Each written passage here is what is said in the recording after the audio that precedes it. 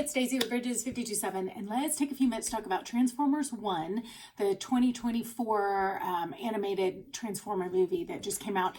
The reviews were amazing on it, and I was super curious because of that, so I went and saw it, and I agree with the reviews. It really was a great, super fun movie. It was good storytelling. It was well told. But the thing that I get the most excited about was how many very simple, clean connections there are to the Christian faith. And actually, I mean, it's kind of retelling the Christian story that's told in the Bible, like man's narrative. It's really just kind of the same story repackaged in robot form. So, lot of really great connections. So I'm going to try to be a little bit simple here and give you a basic platform to kind of look at. I'm going to try to not go into too much detail because I think I can give you enough to get started, where as you go with your family or you rent it at home or whatever, it will give you some ways to interact with it, tee you up to have these conversations with your kids. And the thing I love about having these conversations with kids is that when they go back into school and talk with their friends about what they've seen and what they like and whatever, and I've done this with kids, they get so excited when they're like, oh my gosh, I didn't realize, but this totally is like the same stories I've been hearing in church. This movie kind of points to all of it. So this is the same story. So for example, in here, there's a movie, a scene where, and I'm going to get all the names, all the Transformer lingo gets muddled in my head, and I'm sorry, but the guy, the one that is eventually Optimus Prime, but in a very biblical way, they all have different names before their transformation, and then they get Transformer names. So, which is so biblical. God renames everybody. So, anyways, whatever his original name was, but Optimus Prime character is thrown into a pit. He gets in trouble. He gets thrown into a pit, and he's ostracized, and it's the lowest of the low that he can go. And yet it becomes the place of his destiny, and it's the place that he finds what he was looking for. And so I was like, oh my gosh, this is just like Joseph. And it's such a great parallel to our life, where we often get things that get put in places we don't want to be in our life. And yet if we're willing to look for it, so often the Lord uses that a place to promote us or to help bring us to the very fruition of his promises. So, anyways, so if that little nugget right there, so often kids, I've seen them turn around and go into school oh my gosh, I didn't realize, this is just like the story of Joseph. And suddenly their faith and their culture are getting connected, and they're not two totally separate things. But the stories of the Bible suddenly become stories that they're seeing in their culture, and they're seeing how relevant their faith is to their everyday life, and they become little evangelists in their school, and it's super fun. So that was one little connection, but I'm going to take back just a little bit and say the whole movie, I've kind of already said this, but it's basically a story for the Christian life. So let's look at, they show you that the Transformers were made to have Energon in them, which helps transform them and strengthens them and whatever.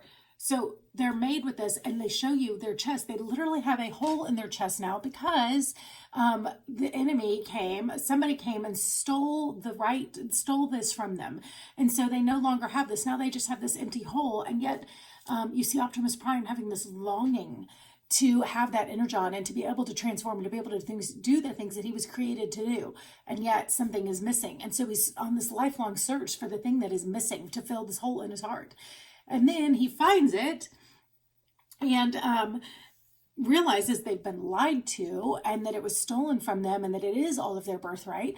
And then he's on this quest to bring it back. So he ends up dying and being resurrected. And then as he's resurrected, he is given the key to the Energon so that he can give it back to the people, which is, again, I would say just like Jesus, who died, resurrected, and then in his resurrected form, he said he has taken back and he has the keys of the kingdom, and is able to restore back to all of mankind that relationship with the Holy Spirit that we were always meant to have, him in that relationship with us. And so our hearts, we are longing for something that we were created for that has been stolen from us.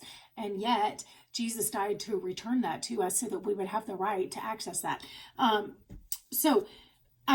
only other thing I'm really going to say here is that Megatron he goes through the same journey as Optimus Prime, but his response is totally different. And I loved how this, again, will preach such a good message.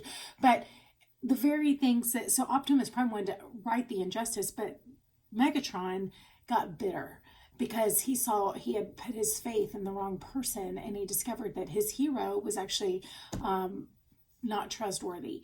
And he's so bitter that he lets bitterness totally dictate how he does things. And so he, instead of trying to fix things, he's basically like, he has this like orphan mindset where it's like, I'm just going to get whatever is due to me. And he doesn't care about, he's all about power and control. And he uses bitterness and fear to motivate everybody else. Like, you don't ever want to be in that position where somebody can disappoint you again. So he motivates everybody, not by love. So Optimus Prime is motivated by love, and he sacrifices himself out of love for everyone else and wants to restore to them the things that were stolen. Megatron is motivated by bitterness and fear and control. And that's what he uses to motivate other people. And so you have two totally different kingdoms that are established after this. And they are operating by two totally different operating principles. And you see that they are at war with each other ever since then. Daisy, my dog is being naughty. Anyways, that's what I've got. Again, there's so many more things in this, but that is enough to get you started having some really great conversations in your home and with your friends, and to empower you to help have those conversations with your kids so that they can have those conversations as they go back into their schools and friend circles and churches, etc. So, and my hope is that all these things that will help not only them to evangelize, but also that they fall more in love with Jesus when they start to see echoes of him all around them. So, all right, that's what I got for today.